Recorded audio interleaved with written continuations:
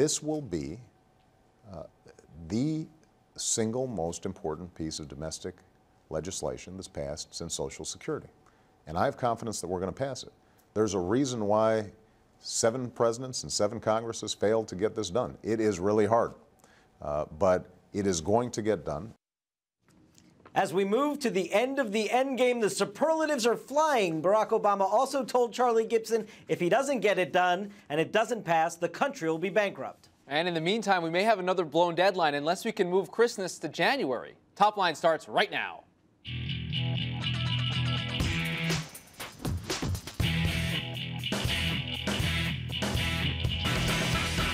Hello and welcome to ABCNews.com's Top Line. I'm David Chalian, today up here in New York. And I'm Rick Klein in Washington.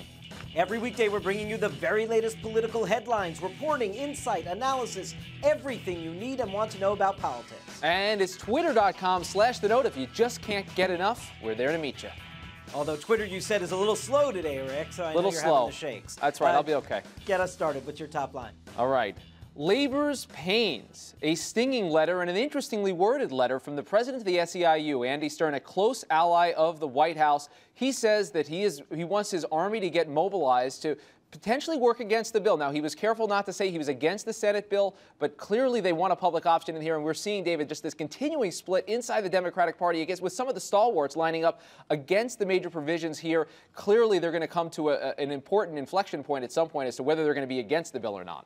Although it would be a lot more stinging if he actually had the guts to oppose the bill. He didn't do that here. This is labor taking care of its own politics. I'll be a lot more impressed by Andy Stern's actions if he actually opposes the president on this. Home for the holidays. The House heads home after accomplishing some last-minute business, defense spending and raising the debt limit. But Harry Reid went to the Senate floor today, Rick, to tell the senators they're not going anywhere until a health care bill passes the Senate. So he tried to make a point about Republican delay tactics, but he was also setting the calendar for his fellow colleagues. Yeah, and they just keep moving this big water balloon of health care around. You press down on one part and something else pops up. Now it's about Ben Nelson and it's about Bernie Sanders. Really, the rightmost senator in the Democratic caucus and the leftmost senator in the Democratic caucus are probably the last 2 holdouts that we're talking about. And continuing to wait for that CBO score that is going to be critical here, and you've got to start asking, why haven't we seen it yet? Well, clearly they don't like what they saw the first time around. They're still tweaking.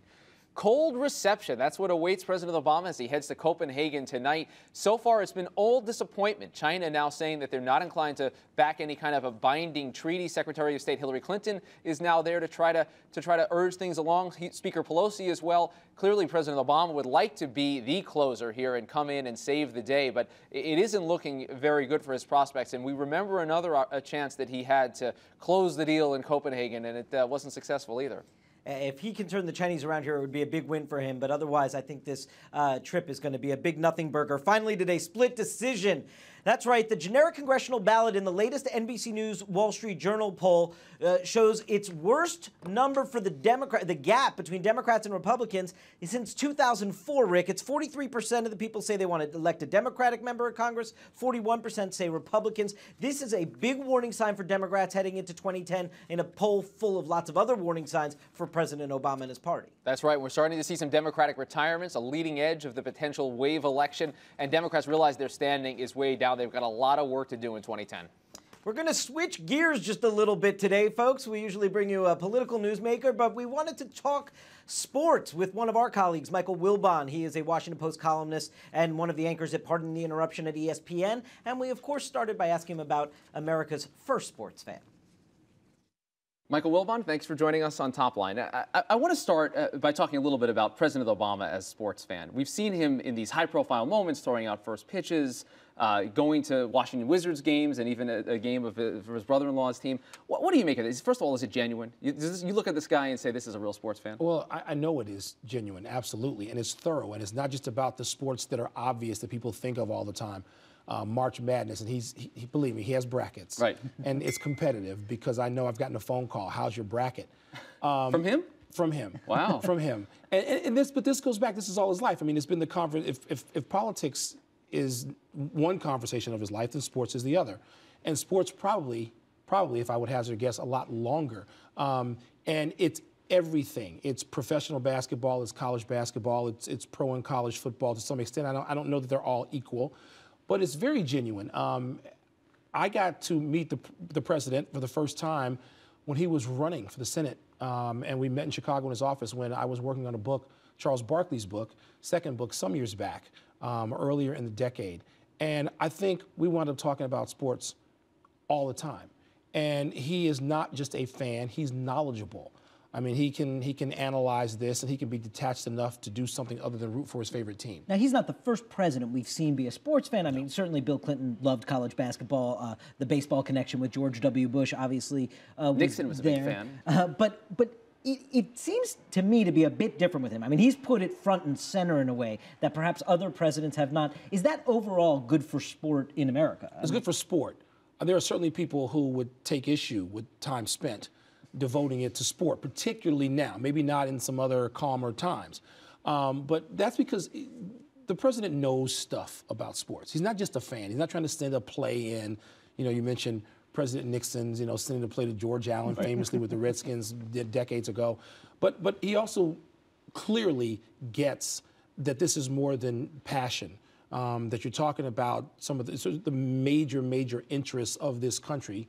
And again, people can have their own judgments on whether or not it should be that way, rest with sports and in sports. And he gets that, and particularly, and most notably, I guess, during his presidency as it relates to college football. That's right. Well, college football, he's weighed in about as strongly as I've ever seen him answer a question talking about how the BCS is a bad thing. We know he's a baseball fan, but he really is not a fan of the Bowl Championship Series. And there's an actual real-life political action committee in Washington now that's dedicated to eliminating the BCS, and there's talk of legislation in Congress. Do you think the BCS has its problems? Do you think Congress has a role here? I'm torn on this. I have said consistently over the years no, and I'm stronger in my dislike of the BCS than the president is in terms of covering college football for years and years and years, and seeing how different this is than any other sport in college athletics, Division I, II, or III.